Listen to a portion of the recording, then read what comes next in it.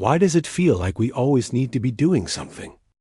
Even when we sit down to rest, a quiet voice inside the mind whispers, "Get up, do something, don't waste time."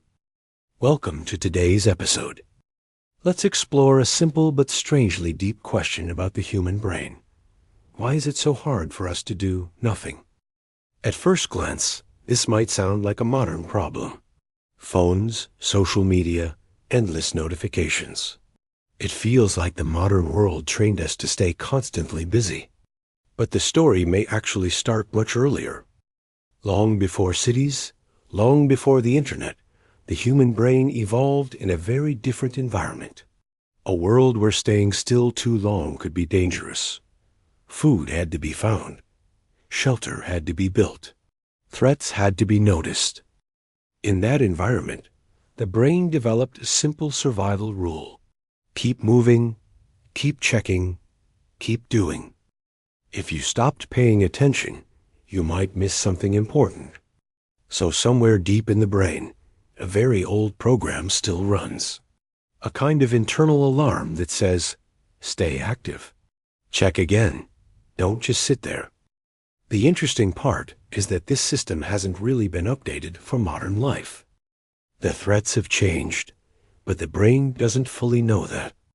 Instead of predators, we now have messages.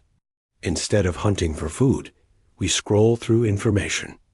Yet the brain still reacts to stimulation the same way. Activity feels good. Movement signals that the system is working.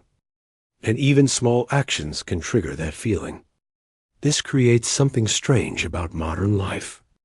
We can spend hours doing things that feel active, but don't actually change much in the real world. Scrolling, watching videos, planning endlessly. The brain receives stimulation and thinks, good, we are doing something. But outside the mind, not much may actually happen. It's a little like running on a treadmill. There is effort. There is movement. But you remain in the same place. Some thinkers call this false activity. The mind stays busy. But life itself may stay still. Why would the brain accept that? Because for the brain, two things are often enough to create the feeling of action: stimulation and dopamine. The brain doesn't always distinguish between real progress and signals that feel like progress. And this leads to another curious idea. Maybe constant activity isn't only about productivity. Maybe it's also about avoiding something: silence. When nothing is happening, the mind suddenly has space.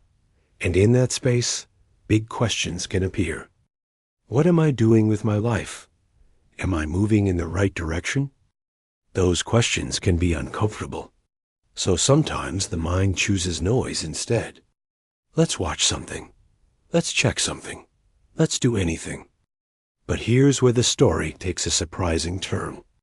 Some of the most interesting mental processes actually happen when we stop actively trying to think. Moments like walking, riding, looking out a window. During these times, the brain enters what scientists call the default mode network. Instead of solving immediate tasks, the brain quietly connects ideas, memories, and possibilities. In other words, the brain may be doing its deepest work when we appear to be doing nothing at all. That's why people often get ideas in the shower, or while walking, or during long, quiet moments. The mind needs movement, but not always mental pressure. And this reveals something important about the human system. Our brains didn't evolve for a life where the body is still while the mind works nonstop. For most of human history, the opposite was true. The body moved, and the mind followed that rhythm. Walking, building, exploring.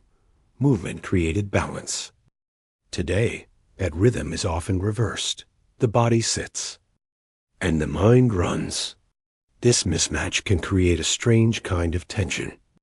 A restless energy that feels like, I should be doing something. But sometimes the solution isn't more thinking. Sometimes the solution is simply movement, walking, riding, working with the hands. These activities create rhythm. The brain senses that the system is functioning, and something interesting happens.